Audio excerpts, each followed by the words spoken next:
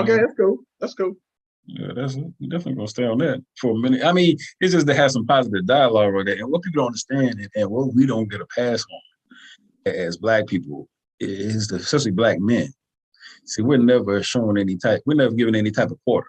You know, we got to behave like, well, automatons. Like we can't have any strong reactions to anything. We can't show out. We got to stay just at post and just, rigid and stuff. You know, we can't respond like other people can respond to stuff because we're not expected to. Because at the end of the day, I mean, I think I said this before, right? When it comes to certain spirits and things, man, you look at things on an energy level. And what has happened to our Black women, brother? I think I said it last time on your podcast. White women was infiltrated by white men, bro. And when they were infiltrated by white men, their spirit became them because of sexual change of energy falls with male and female. That energy given to the slave master to the slave woman, that generated her becoming like him. Come on, let's talk about it. So she didn't come submissive because that spirit of that energy still lies within her. Right. Because if I was to sleep with the white woman, and she conceived a child, me and her both would have been killed. It'd been eliminated. You know what I'm saying? Oh, right. But what I see, we're the living proof of that mixture of white people with Black people. Yeah, that's where you get the fair skin, and that's where you get But that spirit of him lies in our women, bro. Come on. See, the white man didn't want to be submissive to the Black man. You know what I'm saying? He would never bow down. So now you hear the tone of our women. We're independent. We got our little dogs. We got our little dogs walk around. We got a little kitty dog. The dog's my best friend. Everything now is him, the white man. He got a job and a title. That's him. You know what I'm saying? That's it. So now it's like, what are we dealing with? We dealing with, in our own homes, in our own relationship, a female who's totally tainted, bro. Yeah. And that toxic femininity is something when you look at how Jada is with that particular thing. And it's repetitive though. It's like, okay, like I said, she stripped him down when she sat at that table and just really just took anything that was manly about him off the table, said that he made love to her like a female.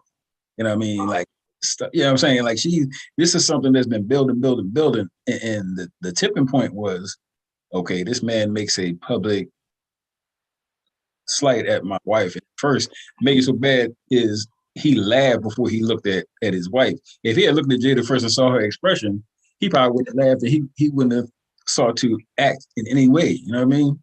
Like it would just been one of those things where it wasn't a real funny joke. Little context to that's a joke that was not on the teleprompter. That's not a joke that Chris Rock had ever used in rehearsal. He was just freestyling that joke. Right, absolutely. And the whole thing, I totally agree. And the whole thing was to spark a reaction. But I was thought if that was a white man, right? Sure. And there was a white man on stage, a white comedian, he became a dead, hey, Jada, where your nappy headed wig at tonight? If he would say that, right, we'll have the right to smack the shit out of him. Oh, I'll beat the brakes off. Yeah. You know what I'm saying? I mean, just not a whole lot to that. This is, when we see it different than a Black man saying and him addressing the Black man. You know why I don't see it? Yeah, they were expecting to react to a white man saying it. You know what I'm saying? You know why I can't give Chris Rock a pass? And it's funny that everybody wants to apologize to Chris Rock, but Chris Rock owes Jada an apology. The simple fact of this, Chris Rock, I've never seen him take that kind of approach to a white actor's spouse, significant other, nothing like that. I've never heard him say anything derogatory to a white female in that fashion.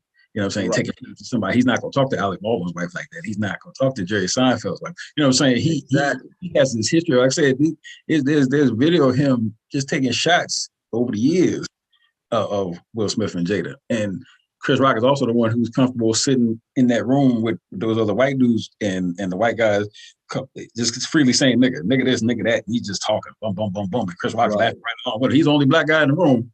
And he's okay with this. So it tells you his positioning and his processes on what he thinks about, his own people. Bro, he got selected to do the host of the Oscar. Think about it, man. That's all you need to know. To that level, when they invited you to their prestigious so-called institution. You're safe. Yeah. I Yeah, mean, you just say say you've been groomed. you're So non-threatening. yeah, so to get Chris Rock in the first place is the fact that we're looking at. Plus, you got to look at how the white folks gonna spin it. When we Come on. gave them niggas the opportunity to direct and produce and let them take over the damn Oscar, it looked like Right? damn Jerry Springer show. Yeah, but I don't even care about that because first of all, it's the Oscars who has a litany of stuff that has been they haven't included us, not inclusive, and there is no outrage Exactly. about that. So when I hear these white people want to speak on something that's none of their damn business, like Jim Carrey, for instance, he might as well retire. Fuck him because I haven't heard you ever say anything about Philando Castile. I haven't heard you say anything about Right. January 6th riots. I haven't heard you say anything about a lot of things that are topical. But now you want to come in and pile on like you didn't get your stuff from Black Man because it wasn't for Keeney Ivory Wayans. There's no Jim Exactly. Carrey. So Exactly. if you were somebody Exactly. who opened your mouth all the time, I give you that pass. I'd be like, okay, Jim Carrey just, he speaks on everything. I've never heard him speak on anything at all. Now he want to take shots. He want to take that's jealousy. Because the whole thing was like, man, I'm like, at first, when I first saw it, I thought it was a doggone. I thought it was just I thought it was a skit. I didn't even see it. What happened is I was actually doing something else and somebody sent me the clip and I was actually on a conference call and I'm looking at my other phone and I see this and I'm like, hold on, this can't be real. So after I got off the call, I looked it up and come to find out, yeah, it wasn't anything that was staged. It was just, look, man, I never say that the man's right for putting his hands on another man. But I mean, maybe it's just because I'm a product of the 70s and I was raised in the house with a man. Like, you don't let anybody that you're in earshot of be openly disrespectful to your sister, your mom, you know what I'm saying? Exactly. That's what I'm saying. I don't. Yeah, that's what I'm saying. How far we done fell off because at the end of the day, this man wife was disrespected. He slapped the dude on stage. I mean, you break it down to the lowest compound. She was disrespected, being good, bad, or indifferent. He walks up and defended her by slapping the shit out of the dude who said it. So at the end of the day, when you break it down, that's what it's gonna be. Yeah, because that's what it is. I mean, he didn't just randomly just walk up to him just without reason slap him. You got to think, if you're going to decide to do something like that, whether you're a comedian or not, or whatever the venue is or is not, you got to expect this might not go the way you think, especially if he thought that joke was okay. He'd have said the joke in rehearsal. He'd had the writers incorporate it into whatever else they had on deck for him to say. No, he decided this is something he wanted to do, and he got to suffer the consequences. Now, the other thing that bothers me about that is Chris Rock is not injured. He's not dead. He's not maimed for life. So all these people, what's the one said she was sick to her stomach? Was it Whoopi Goldberg? Somebody else was saying how they Wanda Sykes said she was sick to her stomach. But how's that got you sick into your stomach when all this other stuff goes on? When you saw Tamir Rice getting shot by the cops, 8 seconds after they got a car, were you sick to your stomach then? You know what I mean?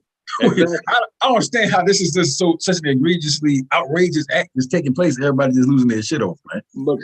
Because your response to it and how you respond to it by the greater community is watching your response. They're watching how you respond to it as a Black male or female, and you're seeing basically what kind of box they can put you in by your response. You know what I'm saying? Like I said, they pandering for the people. Then they pandering. Make sure that as what the kids say, the bag, they make sure their bag's not impacted by their statements. But I always want to use the barometer of white children. You know what I'm saying? That's why I kept saying use the barometer of white children. How white children seen a Black man defend his wife, because when they asked their mom and dad, "Mom, why did he go slap the shit out of it? Why he slap Chris Rock?" Well, he just said something about his wife. But damn, Dad, somebody else talking about mama on the golf course. I'm just saying a scenario. We want equality, but even when we get to the point where everybody's equal, we're still not the same. Culturally, we are different. Like Chris Rock is from New York. He's from the city. Will is from Philly. Chris Rock knows if he's talking like that anywhere else that's not the Oscars about somebody's wife, and that man doesn't laugh, you know what I'm saying? Like, or people, or the woman that he said about got a problem with that, there's probably going to be a situation with that. Not saying it's going to come from, but if somebody's going to confront you with that, somebody's going to press you on you saying something about, a man's going to press you about you saying something about his wife, whether it's in front of everybody, or he's going to take you to the side or on-site you when he sees you, but you're going to get pressed for those kind of words. That's just the world we live in. It's not that we are overly violent.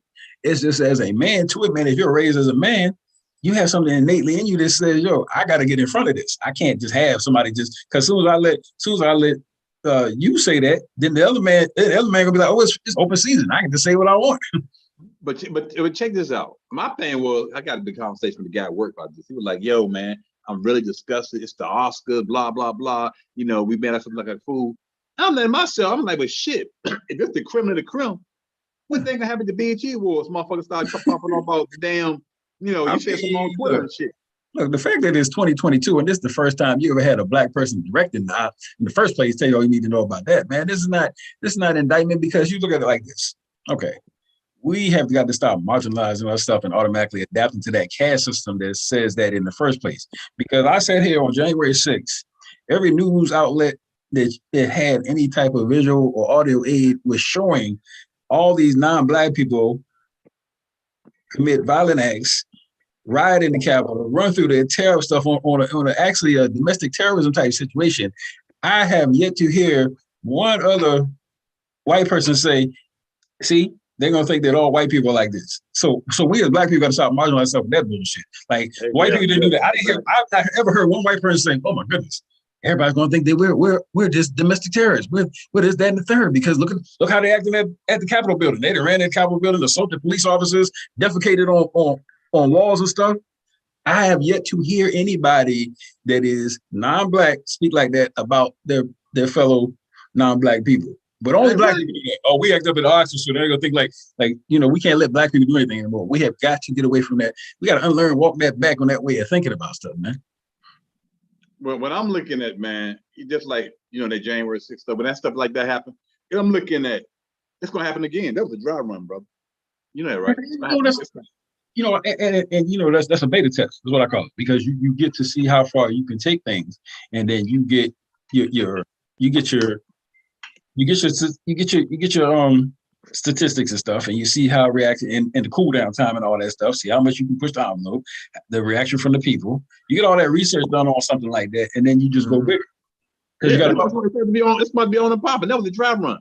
Yeah. And so fact, your boy get reelected. It's gonna be on the pop, man. I don't even know if he's coming back. I think it'd be something worse. I think he was a test because he's too old. If he was younger, I see them bring him back. But by the time he's like almost superhero to them, man. He's a superhero to them. Yeah, but so I think he's gonna run. So I saw this.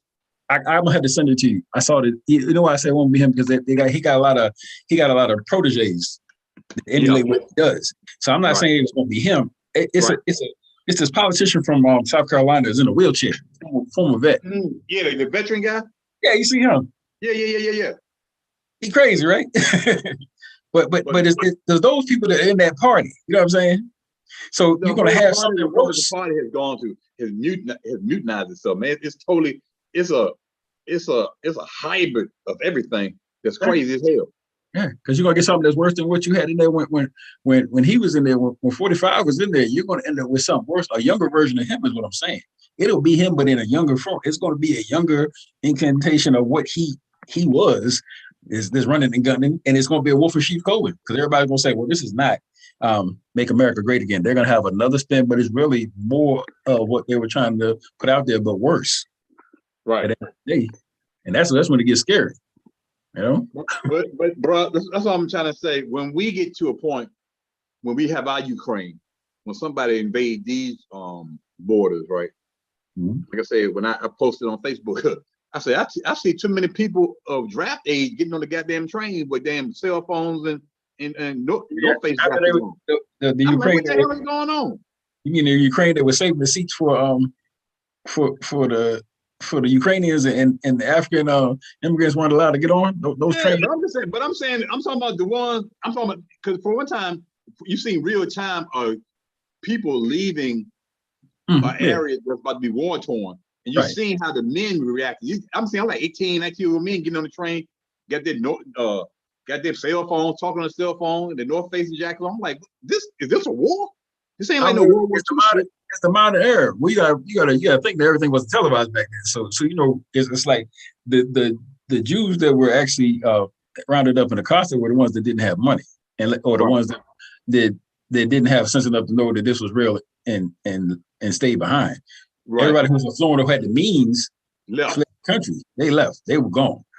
And now you see it in real time because everybody has a camera attached to their hand, so you get to see the reality of what happens when Ford jumps off. The people who can just jump up and we're gone. The people who can't, everyone's getting left behind. So imagine the Black community. Not because we are we are microcosm and microcosm South, big country. So we get invaded by a country, right? Yeah. How do you think our sisters going to act? That's a question, man. Kind of what we first started talking about. When you start looking at the lack of protection that we have provided Black women for so long, that's a crap. And they've always supported us. You know what I mean? And the most sought, and then you compound it with the fact that the most sought all female on the planet is a Black woman, because we love our Black women, and the rest of the world loves our Black women too. In the dark, in the dark, not in the open. Oh yeah, always, man. You already know who they were sneaking out there to the slave quarters in the middle of the night, man. You already know how. I've not yet seen the world in general exalt the Black women as a thing of beauty in her natural state. I have never seen that, bro. I've never seen a Chinese man or a white Caucasian Europe saying this is the epitome of beauty. They don't never do that. They may not say it, but their actions show they're sexually lustful for the woman, but they never expound her as being some kind of sensual, beautiful queen or goddess.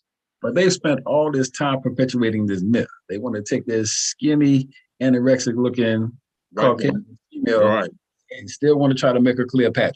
You know what I'm saying? Exactly. They want to make all the stuff that they go through history, all these depiction of people who should have melanin in their skin are always whitewashed. So of course you can't come out and understand that they can't come out and just acknowledge that this is the most beautiful one. But you see it even in the beauty pageants. Miss America, Miss World, all of them are always brown women lately. You look at it across the board. Yeah. They know what beauty is. They just don't want to acknowledge it because it's going to hurt their product line with cosmetics and everything else and all the just fake propaganda that they put out there into the ethos for the last, couple centuries. It's all beauty is subjective, but when you try to, just populate and infuse that with everybody saying this is the idea of beauty, this size 3 narrow white woman with the narrow features. Well, I'm just waiting for the sisters can make money by growing their afros out and cutting them and selling them. Oh, natural hair, yeah, they're killing the natural hairline now. Has it come all the way to full circle yet? No, but a lot of them are efforting to get that right. It's just, you got to remember, they literally just had to pass legislation to make it legal for you to wear your own natural hair in the workplace. But I'm saying, though, think about the insanity on that. To make these Black women rich by telling you, cut your damn hair off, make an afro and sell it to me. Man, listen. Hey, look, if they can make $1 off, they'll meet you at the table tomorrow. Yeah, that's when we know the tide is turned. When you go to work and you see a white woman with an afro saying, "I want this is my people to do it." Then when we can now market ourselves and be the producers instead of going buying Indian hair and other people's hair to put on our heads. But we got to get, there's another thing, you got to walk back and get out of that idea of you need to have a Eurocentric look about you to be beautiful. It goes back to when we from full circle when our kids can pass the doll test. When our children can sit there and you have the dolls lined up and they start picking that doll that looks like them as the most beautiful one. Yes, sir. That's when you know that we've come full circle. Until that takes place, it's a crapshoot. And you're right, you got a good point. You do not see, if you think about the flip side of what you're saying, you don't see white women going around trying to emulate a Black woman's look. Nope. Black women will get the light context, they'll get the blonde hair in them and everything else that they can think of because, again, they've been, socially engineered to think that is the epitome of beauty. Right. You know what I mean? And it's a sad situation, man. I'm looking at, and till we get to that point, it's very few brothers and sisters of consciousness who really get this thing, man. You know what I'm saying? That's right. Who will really not be bamboozled in the end time. Because I think a lot of more crap's going to happen between now and then. But if you still ain't on your post, brother, some people about to get ate up, man. I think people had this false sense of they really think. I think two things have happened that are both positive and negative at the same time. Sometimes both things can be true. The ability to speak out, the ramifications behind that are not as brutal as they once were. You know what I'm saying? You go sit in a restaurant or something, there's nobody spitting on you, throwing food on you and pulling you out there, by your shirt collar because you're trying to sit there and eat at a lunch counter. Yes, sir. flip side of that, because you don't have that threat anymore, but people think that you can speak out, I think it's kind of weakened that whole energy behind that, because people think that we have some kind of way become placed on evil footing. And we're not. So people think, well, you don't have to worry about that. There's nobody burning across my yard. You know what I'm saying? I don't have to worry about, I can pretty much go anywhere I want to go. I can spend my money where I want to spend it, which is another double-edged sword, because yeah, you can spend it where you want to spend it. They want you to spend the money. They just don't want you. But you know what, man? We as Black men of consciousness, of straightforward honesty and talking shit to the point and being blunt and direct, we are still getting watered down and getting cussed out by our own people. Your podcast, for example, you can speak because you're now major media, right. NBC, CBS, ABC. Kevin Samuels, for example, he could do the same thing. Kevin Samuels is bringing a whole different dynamic of male-female relationship, and he's speaking that from a demasculated man. You know what I'm saying? Mm-hmm. He's speaking from a man point of view. Saying, no, hold on, y'all. So it needs to be checks and balances within our own relationships. Mm-hmm. And by him saying that for the first time, he ain't no watered down Steve Harvey.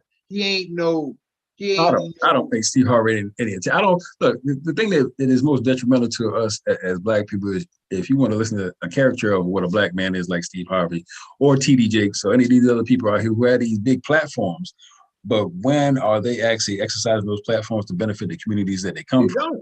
They'll tell a story about growing up poor and this and that, but when you look at the crux of what the body of their work is, or things that they speak out on, you know, you don't see that. Remember too, your boy Steve Harvey made it to the Trump Tower, bro. Everybody forget. Stuff like that. I don't forget about that.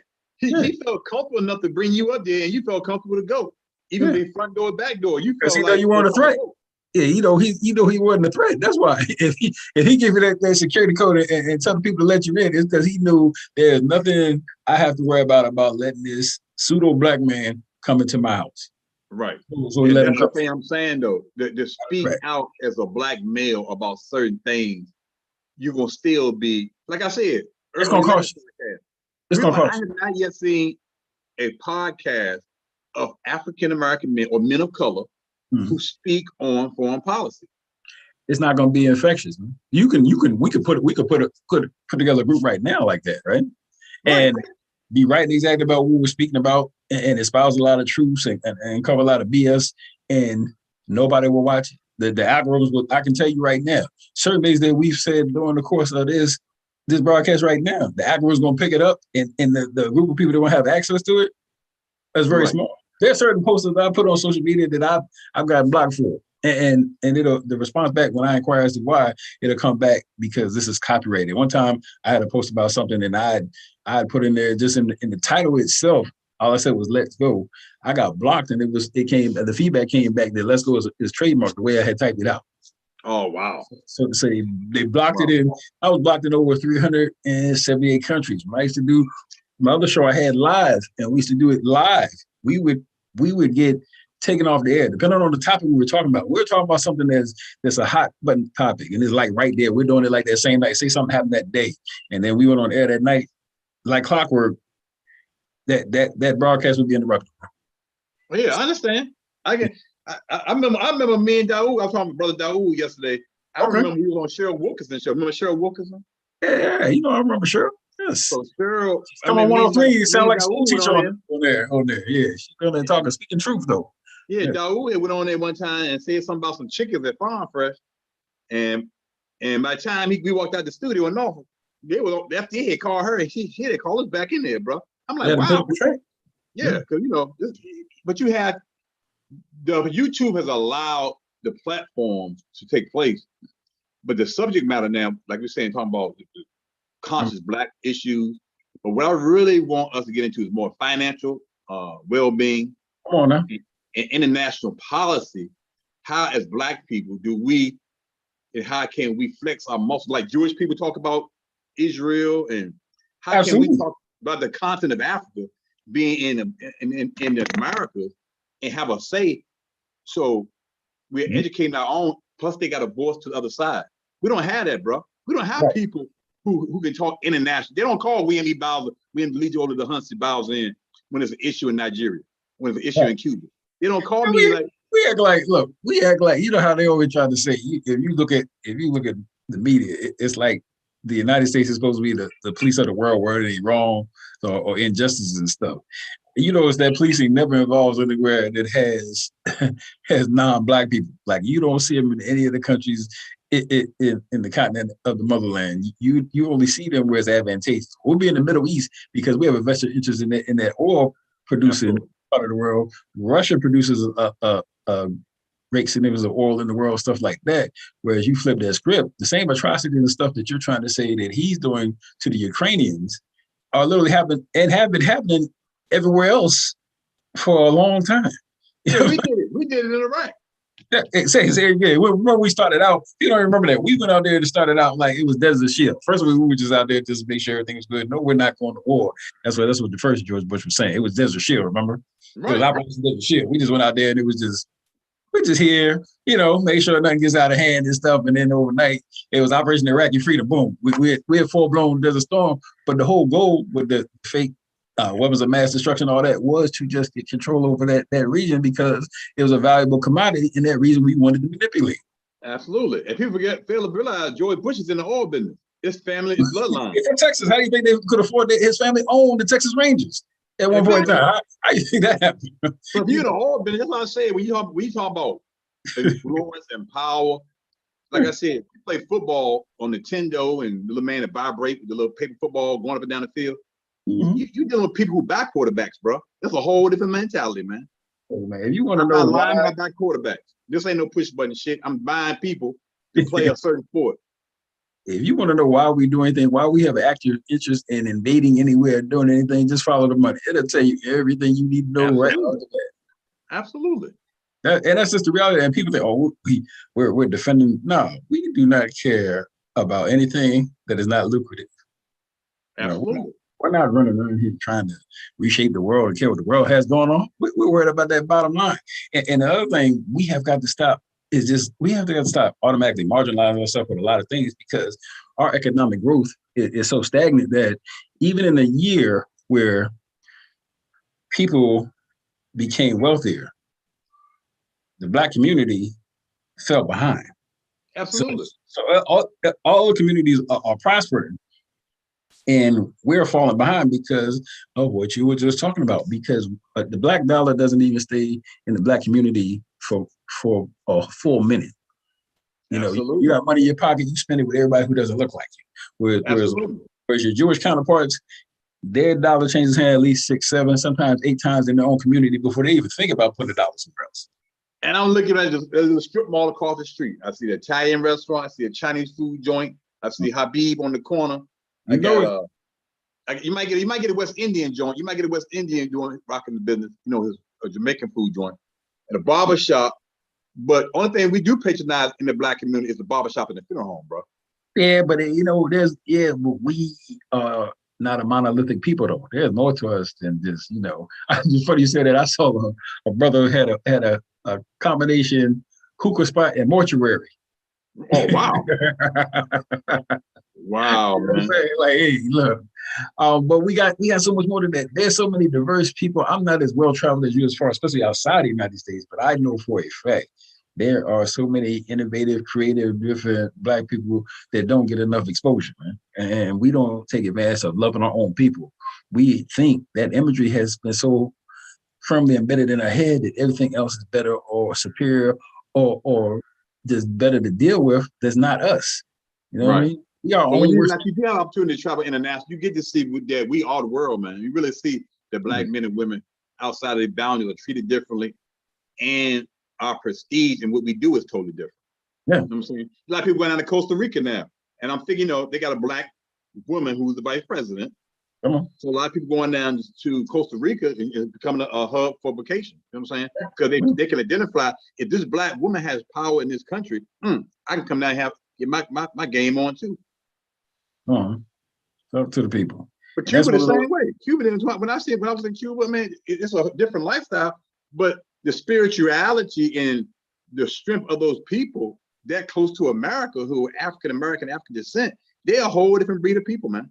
But look at it like this. I was so happy when they had opened it up when we were able to go over there. I wish I had the opportunity to take advantage to go take a trip over to Cuba and just check it out. Yes, sir. Beautiful place. I wasn't doing the military when I was over there, but I had an opportunity to really. I had a couple people a couple of my friends that were fortunate enough, they were able to vacation over there when they had first opened up before they shut it down. And none of them were disappointed, bro. Absolutely, bro. You can't be disappointed to see yourself because you really seen your cousins. You really think about it. Come on. When you see the transatlantic slave trade, you might be my cousin. You ain't coming to Virginia with me. You going to Cuba or Brazil. Right. You know what I'm saying? Yo, so when you get down there, that bloodline is still down there. But you're like, man, you look just like my damn uncle. You might be, you know.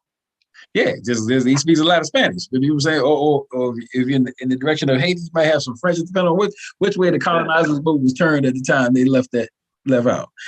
And we so short-sighted on that. You know what I mean? Because if you look at everything that's talked about always has to do with slavery. We're in the slavery or we're in the civil rights movement. If you look at movies and TV, that's the only thing that Hollywood will give the green light to. You know what I mean? We don't talk about our history in this country, let alone our history in other countries. You know? If you think about it, all we talk about, we still to this day, people going crazy over what they want to label as critical race theories and stuff like that. Man, if you got to think about it, even in the movie industry, bro, to even tap in on some powerful people who movies can be made about. You know what I'm saying? You'll never get money. You never get the right funding behind it. You got to think they had it was independent actors and people who had money who had the fund making X. Yeah. But think about it, that's what I was saying. If you can make X and do that, who gonna tell Elijah Muhammad story in a movie? But seriously. It'll never happen. But you got that's what I'm saying though. Who gonna tell that story? But after X dropped, and X dropped in 93.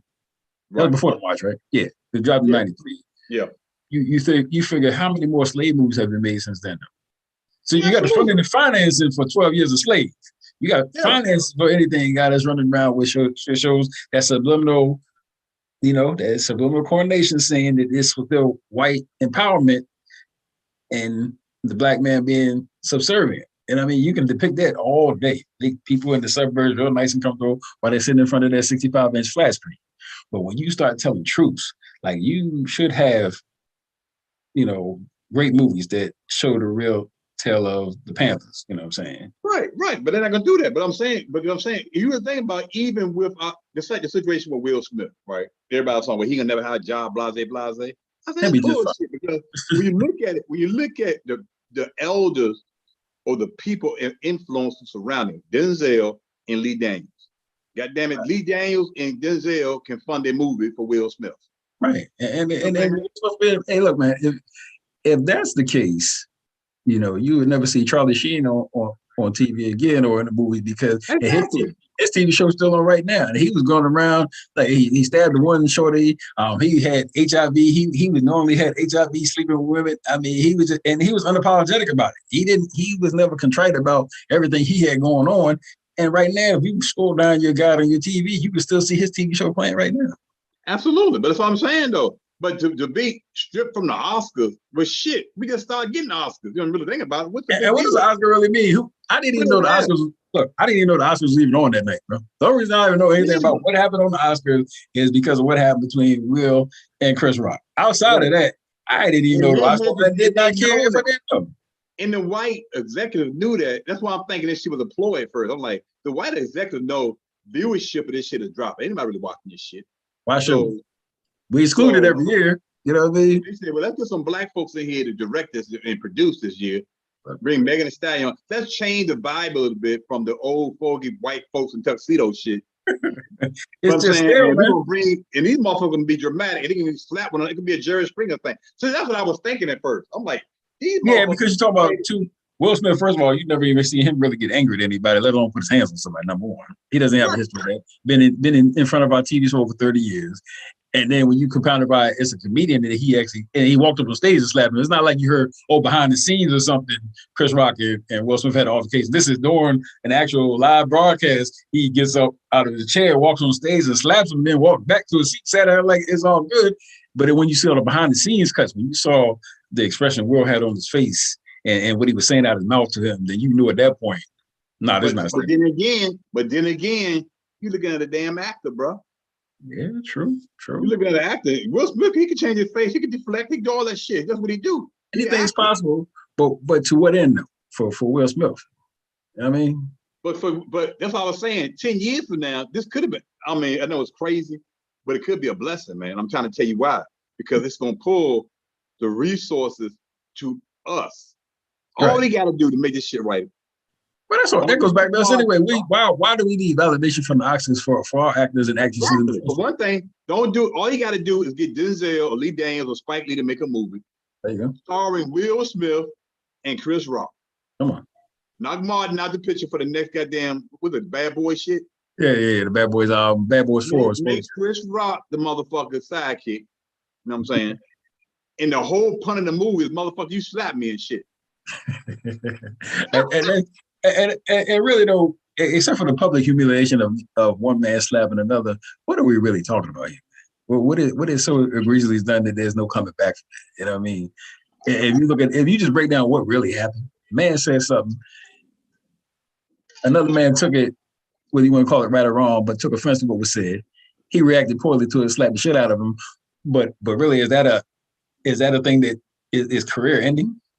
But think about it too. If you look Even at if you could end his career, I mean, Will Smith worth over $300 million. It's not like his pockets are going anywhere. But no, he gonna be hurt. But he really do something that should be even considered in that vein. But look at the metaphysics of this shit. All right, so Will Smith smacks a motherfucking off on the Oscar. Right. Sidney Poitier famous scene was smacking a white man. Remember? Yeah. And he didn't like. Right, and he did the night, but he won the first Oscar black male to win Oscar. Yeah, smacking one of the cops, the sheriff standing right next to him. But when he won, but think about it now. Wasn't he one of the first men to win it? Black African American men of color to win. He was first. He was the first. Yeah, he was the first. But one of his most stoic scenes is him slapping a white man. Right. Yeah, that's true. Yeah. So now we go back to Will Smith slapping a comedian. Well, so sometimes we evolve and sometimes we devolve. I don't know what to call that one. What I'm trying to say is the figure eight, bro. All this shit, same energy, man. We look at something like this, same shit. So you and another thing to people who have such a problem with this, John Wayne almost beat up an indigenous woman on stage at the Oscars. He was so mad.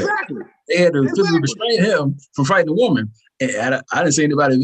Well, I don't mess with John Wayne, but I didn't see the people trying to vilify John Wayne for his actions. Exactly. But all this stuff comes so us acting a certain kind of way in a so-called place that's a white stogie. As black men, we are supposed to be reserved. We are supposed to be docile. We are supposed to be timid. We are not supposed to be demonstrative. We're not supposed to show any emotion that can be misconstrued as threatening when you are a black man. And for the people to freak out is because it was a black man showing you that it's not all good. You just can't do anything to me without repercussions. And in the subconscious, that's really what it was saying. The power of that black man's right hand scared the shit out of folks. Because he figured, if you'll do that just because this man said some words you didn't like, just imagine if all those wake up and realize all the other stuff that you've done to us, and we stand together in solidarity and say, we're going to throw a blow for everything that's been done to us. Exactly. You know what I'm saying?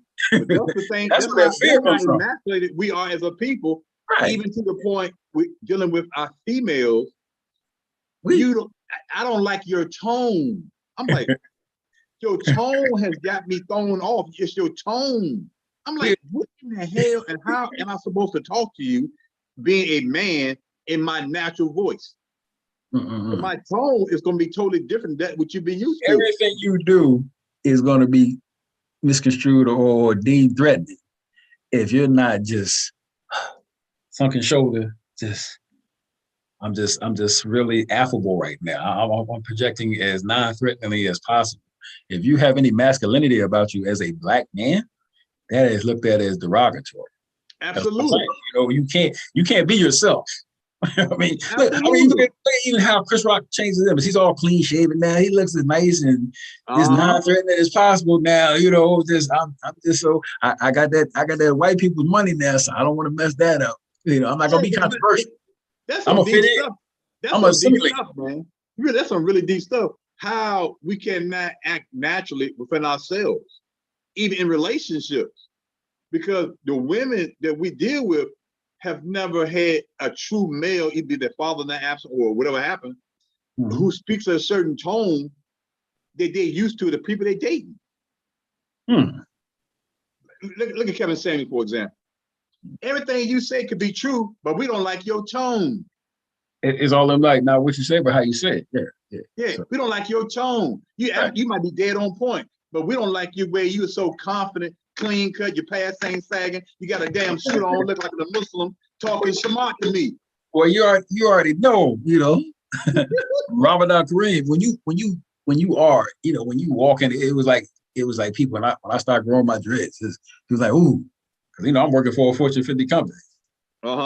And they're like, you sure you want to go in that direction? These are not people who are trying to assist me in any type of ascension I want to have with the company I was with at the time. These are my so-called friends of mine. You know what I'm saying? Right, you got that radical look about you. I know some things, you got some great opportunities here. You know what I'm saying? Right. That might go away. And it's funny because only we police ourselves in that fashion. Because we've been trained to do that, brother. We've been trained. Listen, this stuff has been embedded in us, so engraved in us, man. Yeah, to be your natural self. For me to see a natural brother in his natural self, living in his natural blackness, I see God. I see the epitome of what God meant you to be. But when you see the assimilation or the watering down, it's like, damn, what caused this? You know what I'm saying? We talk about women being chameleons and but there's some black male chameleons out this motherfucker, man. All day. You know what I'm saying? All day. And they would assimilate. But I can get it. I can get it if you're strategic about what you're doing. I get it if you're tactical about what you were doing. Right. And you can pull me to the motherfucking side and say, dude, this is what I'm doing is peep me out. At the end, this shit gonna work out. Yeah. But the motherfucker who's totally sold out, you can't say get him back, can't have a conversation. That's a wrap, bro. No. And that part right there, is where we are weakest, because you want to be able to rely on and look for your brother to look out for you and make sure that you're okay. Right. And a lot of times how we get in the predicaments we get into because of lack of support. It's like with Kaepernick, man. It was a few that came out but if I tell you what, if everybody, the over 80% of the players said, look, if you do something to this man, blacklist him, we're not showing up on game day. Absolutely. They're scared, brother. Right now, Kaepernick would still be in the league right now, man. He would have never missed the That's the unity, and that's the thing that would get them unified that would do that. But when you got a family, it's just like me, you, and four brothers in MCI get together. Yo, we're gonna do this. And four was married. We had the meeting on Monday. The next meeting on Thursday, as we talk to our wives, it's gonna be altered, bro. Yeah. So somebody gonna go home and say, it's gonna be kind of. Somebody go home and say, guess what we about to do, baby? And it's the thing you see, like as much as Amazon has gone on. That's why it's taking Amazon this long just to get one union in New York and Amazon when they've been having these dudes go around, because people get scared. You get scared and stop thinking like, what did my man say? What is that man gonna do to me that he already hasn't done? Exactly. What do me that ain't already been done? My ancestors say he can't do nothing that ain't already been done to you. If your ancestors saying you are the best of us, you are the last resort. So if you ain't willing to use us to back you up to get the things that you need to get done, what use are you? Right. We turn our backs on you as your ancestors. So if you call their name and say, give me knowledge, wisdom, understanding from the realm of what you've been here and give it back to us, that's where you get your strength, bro. Right. But we don't have, like I said, we don't have a lot of people who, even in the Black community, who venerating their ancestors. They're starting to do it, but they're actually bringing their ancestors to be their guides, their spiritual guides, their angels, the energy from a place that's not existing in the physical. Right. We're not there yet, bro. Right. And that's what they feared the most. See, that what white folks in enslavement, in the whole chattel slavery thing was, never let them know who they are, take their name, take their culture, and never let them relate back to their ancestry. Right. Because they go back to their ancestry, they're going to connect to a people who are greater than us. And who's going to speak into their life, who's going to guide them away from being a slave, who take them out of bondage. That's why we can't do that. But once we start connecting to our ancestors, brother, it's a whole different level, man. There you go. Come on, speak It's a on it. whole nother, you're dealing with a whole different classification. And then you got our Christian brothers think that's taboo. You can't be doing it. You can't talk to them. But everything I I mean, went to, and as the Quran speaks on that, man, we do have an understanding with the Christians as far as what their beliefs are, but Christianity is basically teaching you to not react in a way that's right. most beneficial. It is all about just, all about forgiveness. It doesn't matter what atrocity has been imposed on you, what that man, your neighbor, has done to you. You have to forgive him for your eternal salvation. There's no jihad spoken about in the Bible. There's a Right. specific reason for that. You know what I mean? It's a control mechanism to. It was such a powerful tool that it was literally handed to people who in this country where it was illegal for them to know how to read.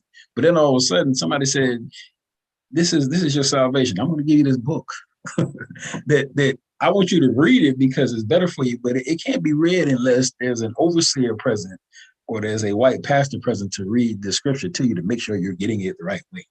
Yeah, but the whole thing was, but people understood. The preacher was preaching was the only one who could read. But that's what I'm saying. And he had to be a white man that was giving you this information. So the people that tell you this information about not lying, cheating, and stealing, or lying and cheating and stealing. Think about the generation of non-readers who at that level report just dumb right. by not be able to with knowledge, right?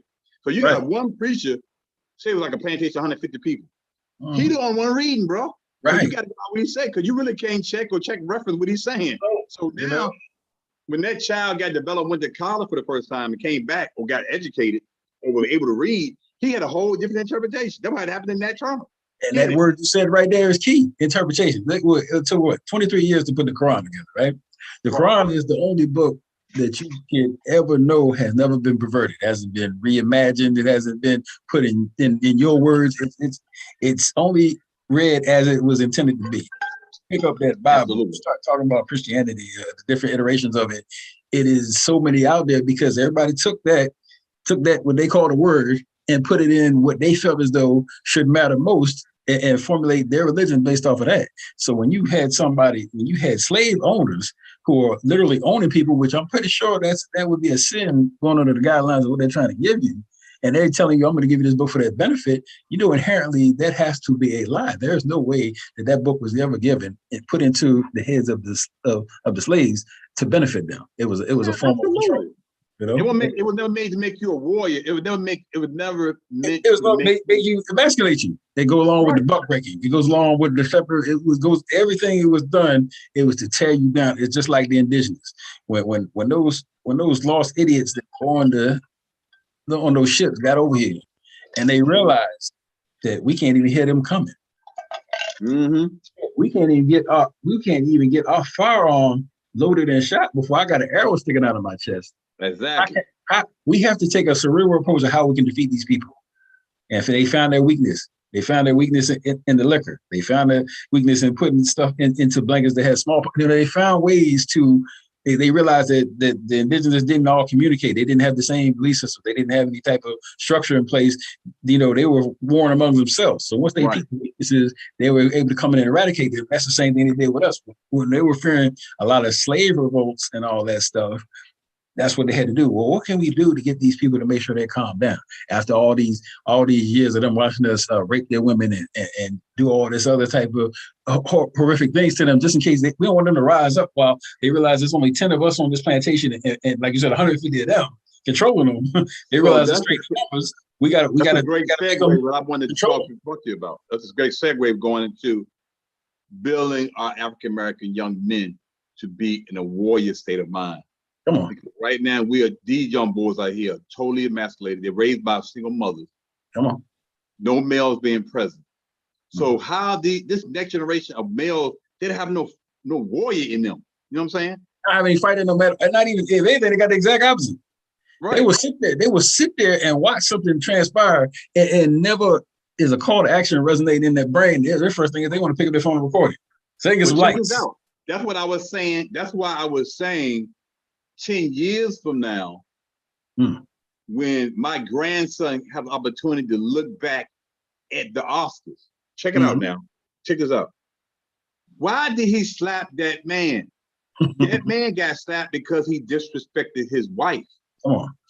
So now, my grandson at 22, dating a woman, he's going to see, okay, I have to protect her to a certain route, but she first had to be worthy because that lady with the bald head with the green dress on, she was giving her husband some flack. You know what I'm saying? Yeah, he was laughing. You get that look. I got to make sure the one I'm kicking it with is on point with me. But see, 10 years from now, the story going to be told differently, bro. Right. You know what I'm saying? That's why I kept saying it's going to be different, but we got to raise these young men up. We need rite of passage out here for them to go through some things. You know, my brother, it's so hard. We're going to definitely make a dent in it, but you got to think now. I see too many young men who are letting the woman that they're with pump gas. I see too many of the men who don't understand that it's okay to open the door for a young lady. You know, it's not anything flirtatious about it, or just offer of assistance. You know what I'm saying? It's okay to see, you see a woman struggling with 3-4 bags in the hand and she's trying to make it in the car. It's okay. You mind if I carry that for you? It's shot down. Brother, you can do all that, you're right. But the women who doing this think it's okay. Because we failed them on it's been so much time for us not protecting them. Why would they expect something that they haven't seen their whole life? Exactly. So what's happened basically, that dude in the passenger seat not pumping gas with the same little boy when his mom was pumping gas, bro. That's my point. But at the end of the day, you know what I mean, we need to have those corrections. Well, check it out. Because they don't see nothing wrong with it. Because first of all, that's what I'm trying to say. If the woman's okay with him sitting in the car letting her pump the gas, that's one problem. If he's okay sitting in the car while she pumping the gas, that's a whole other problem. So you got to tackle both things. And how do you correct all those corrections? Because you got to change the standard of what they know is being proper. Because see, that woman pumping the gas, she thinks she right. Right. Because that's what her mama did. She don't expect anything else. It's like those women chiming in thinking they didn't understand Will Smith sticking up for they had never had the opportunity to bear witness of that taking place their whole lives. So it's not something expected or even understandable to them. It's like foreign. It's like they were looking at something in Korean. They had no frame of reference for this. I don't understand what's going on right now. Yeah, why he's smacking that man? But that's why I said we got women 10 years from now, because Jada's gonna have to get checked. Jada's gonna have to be put in a. She's gonna be. But you know, you got to put some of that responsibility on Will because he's the man of the house. End of the day, no matter what year it is, you know what you allow will continue. So, absolutely. If he addressed that earlier on, it would have never, got exacerbated to this point. But so, I think Will was infatuated with this young lady. I get that. She never loved him. Right. To a point where he deserved to be loved. A brother like Will might be letting you loved on a different level, based on where he come from. Mm-hmm. She's incapable of doing that. Her mind was set on a whole different mindset of a person that she fell in love with. Right. She has imitated her children by saying the same stuff. So she's broken. She's totally broken. Right. Will attracted to her brokenness. He can't fix her. No. He don't want to be fixed. She's in the shadow. She's in the shadow, man. She's in it. Will is the bright light, and she just when you put a bright light next to a person, that's a shadow, and that's how she lived.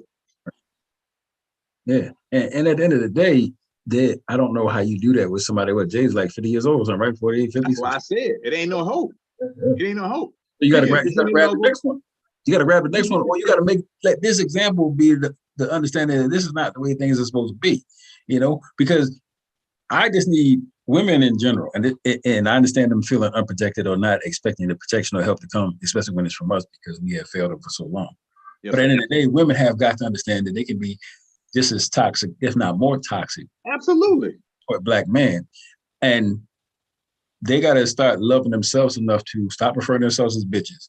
When you talk in a derogatory way and act like that's a term of endearment, that's in the national conversation a lot of females, I'm the baddest bitch out here. Man, he went off the chain, man. I went to a couple cigar bars. I'm kind of the loop. Look, I was at a cigar bar, right? The brother telling me, yo, look right there. They go doggone IG model. I said, for real? Yeah, they come with a spot like this.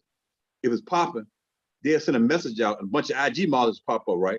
I'm like, there's a whole nother level. There's a whole nother form of pimping and prostitution, brother. Because it goes to self-worth. That's what I mean. When you see those quotes from, I'm not gonna say all females, but a lot of women, they're referring to themselves as bitches. They're talking about how somebody cannot handle them like they're some kind of wild animal that needs to be tamed. You know what I'm saying? If Yeah, you are thinking of yourself in that light, or think all you have to do to offer to this world to a man is your vagina and some ass that's shots, it.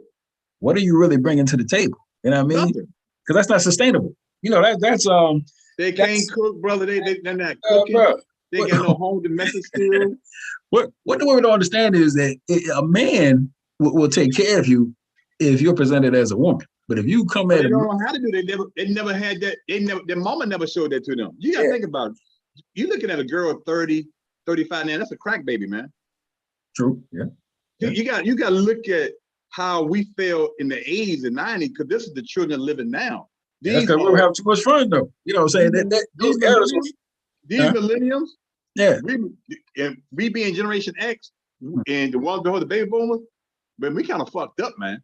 I don't Yeah, mean no harm, bro. but it's fixable though. We dropped the ball. We dropped the ball because when you got to our era, especially, we finally got to a point where we could hang out and we were a freak neck, and you know what I'm saying Yeah. we were and money was flowing, whether it was illegally gotten or not gotten. We had the means to do some things that our fathers and our uncles and stuff, they didn't get a Right. chance to run. I mean, the 70s was the era of free love, but there were still places you couldn't go, like in the South and stuff, without Right. hanging out, coming back. We got the 90s popped off, and we were allowed. We had so many things going on. Remember, we used to have the rump shaker contest right over there at the Odyssey or Yeah. Jefferson. You know what I'm Rum saying? shaking people had cars. Oh, You could put and 50 it cents was on the such gas in a your car, go a long way. I remember come all on. them days, brother. Yeah. So we were having so much fun. We got so distracted. And even when we had the march, it brought us back to reality. But with a lot of stuff But the had been thing so that far fucked this gone by up, then. man, the Like you thing that said, fucked this up was crack. You think about yeah, it, 80s we were popping, 86 we were popping, around shit, man, about 80, about because 89, 89, 80, 90. Man, it was and you on know and how that popping. went, right? The racism even makes the most intelligent and the most you know cerebrally thinking people ignorant, because what they were thinking was we're going to create crack because it's a poor man's drug. Because cocaine is expensive. Even in the 80s and stuff, cocaine was expensive. They made crack as a poor man's drug. So they thought, all we got to do is sprinkle this in these black neighborhoods, and it'll be just fine. And what ended up happening is it went from just being in the black neighborhoods, it was everywhere. Absolutely. You know what I mean? Because in their mind, they're thinking, oh, just those niggas gonna take that. No middle class suburbanite, housewives gonna be cracking in her bathroom. You know what I'm saying? This Right. is a neighborhood thing, and the spillage over that is what created the crack epidemic, because the shit went everywhere. Fucked our neighborhoods up for sure, because you know what I mean. You had It divided our everything. women, man. The thing with rooted, it divided, crack divided our women. Yeah, Our yeah. women are selling themselves for $10. It, Come it on, divided them to the point that they never recovered, no. because And we they got produced children, and those children that were produced out of that are the millenniums. right. Because I remember us watching on ABC News, they be like, "Yeah, these kids are desensitized. They don't stand light. They putting needles on their feet. They were like desensitized." But now these people are 30 years old. Right, right. Yeah. So this is millenniums. I'm like, but there's something wrong. And then you figure Because that that, crack changed everything. People yeah, got rich, people got poor. People got turned out, people got turned up. You know what I'm saying? and then you figure you spin that around a little bit more. Fast forward to today, like the repercussions of that are being felt, which is what you're touching on. But we never had a chance where we got any type of balance toward that. Like we had to blow up in the 80s, and then they spilled over into the 90s, and then with the crime bill and all that stuff going to effect, it watered down our community even further, because then it was sending all of us to jail, Right. And or we were the dying. woman became hoes. And then the women who were trying to get themselves together, they were left The literally holding women the bag. the women came hoes. Listen what happened. The women came hoes, and the men became inmates. Right. There you go. And the children would run amok. There you So go. they seen mama turning tricks. They seen mama making money in the sex game.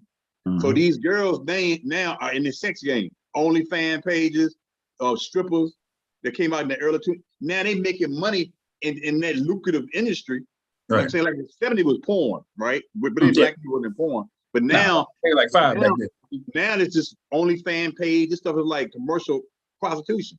Right. You know what I'm Because saying? they're not, like I said, they're thinking that the only thing I have offered, the only way I can generate any type of money, Exactly. I gotta go get me a Sarah Bachman, Um, and I got to get out here and I got to have my legs spread as open as possible as I present this stereotype. This is the only way I have value. Exactly. My legs. This is the only way I can generate any type of anything is based on my sexuality. And the women ain't checking them.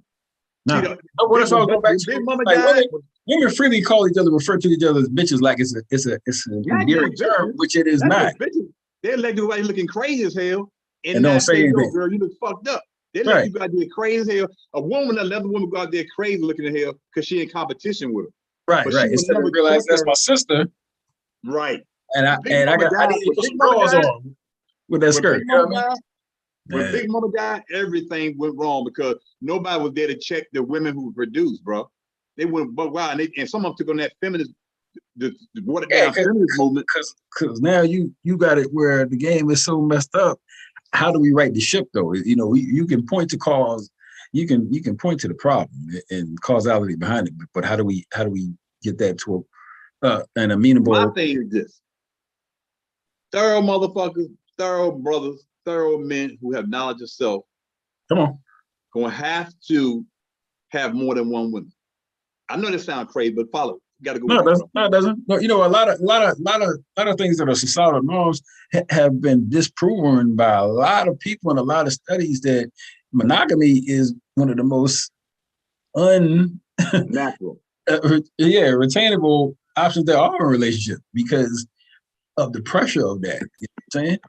But check it out. What I'm saying though, at the end day, we got to go back to which we came. We came from a more of a polygamy society in Africa. Everything was a monolith. It wasn't that way. So basically, what's going to happen? The brothers who have knowledge, wisdom, understanding, the women who are going to come towards us going to be a certain kind of way. The others are going to die alone, bro. Like Kevin Samuel was saying. You really think about it, it's going to be a purging. It's going to be a purging because when we almost 60, right? Right. A lot of the sisters in there who've been married or single, or who are not coupled, they're going to die alone, bro. It's going to wean this stuff out. But those who really want to seek the protection of a man, those who are semi-spiritually guided, they're going to come to a man because they know it's not just about sex. You know what I'm saying? It's more about a spiritual covering. Right. And that's what's going to end up happening, bro. But then you're going to have the ones on the side don't give a damn. There's ruthless. You know what I'm saying? Yeah, because we have to come to some type of tenable resolution that everybody can move forward. If we don't, we're just going to stay as stagnant as we've been, and we're just going to keep on just being a watered down version of our greatness. Like you have got to protect the Black woman. You have also got to impart on that Black woman that I got you covered no matter what it is. Not that you can't take care of yourself.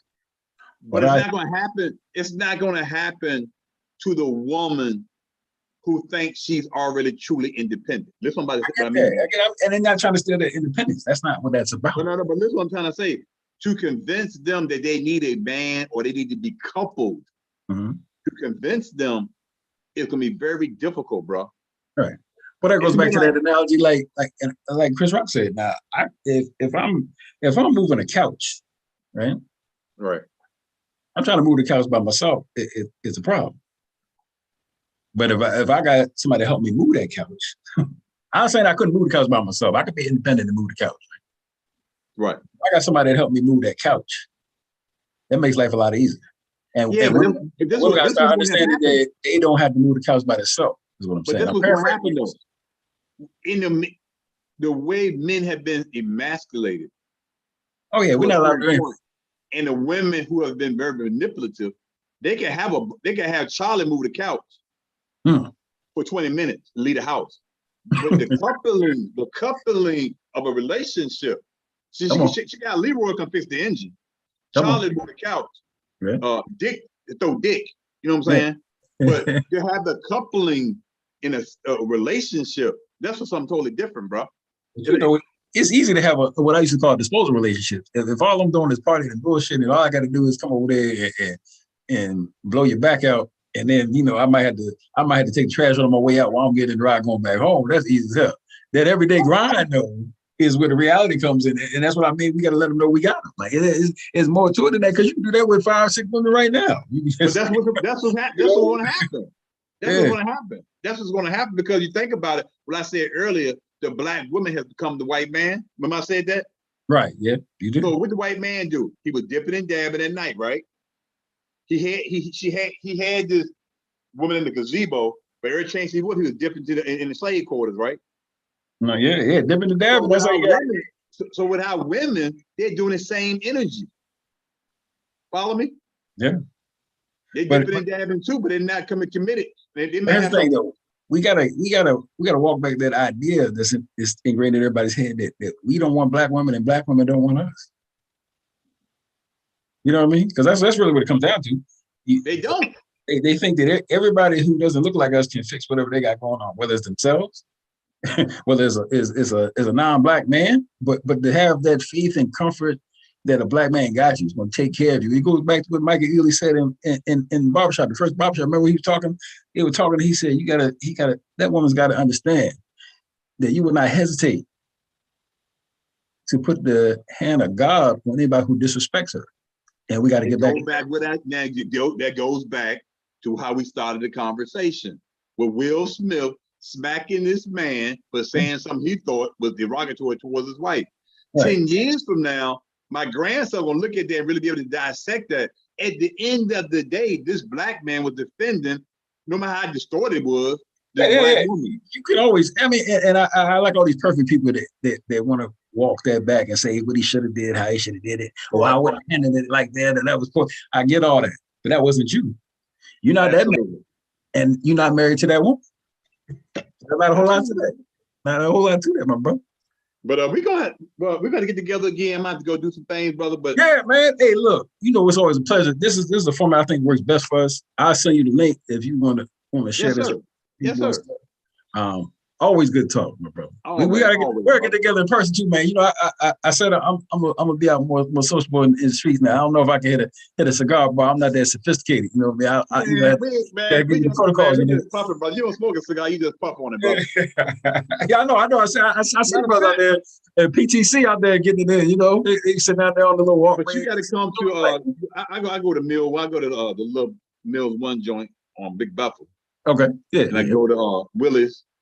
Okay. A couple parts of water too. You remember Tony Hall? You don't know if you remember Tony Hall worked with Tony Hall. He got one. Name sounds familiar. Familiar. I'm better with faces than names, bro. Be honest.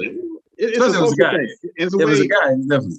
It's a way we can actually, it replaced the barbershop really, because the barbershop, man, the barbershop crazy now, man. My barber, got the pool table there, boy shooting dice out the back. It ain't like it used to be. You got moments dropping your sons off stand, so you really can't talk shop. Sitting there the whole time. You know what I mean? You can't talk shop. So in the cigar bar, the women who choose to smoke cigars, to put that thing in their mouth, they know the energy in there is gonna be real and on 100. You know what I'm saying? Okay. Yeah, that's what it is, man. Yeah, I'll definitely get you out there, man. We're gonna connect though, man. It's always good when I run into you, man. So it's always good to connect, man. Always, my brother. Hey, stay to the life, man. We'll talk soon, man. Peace and light.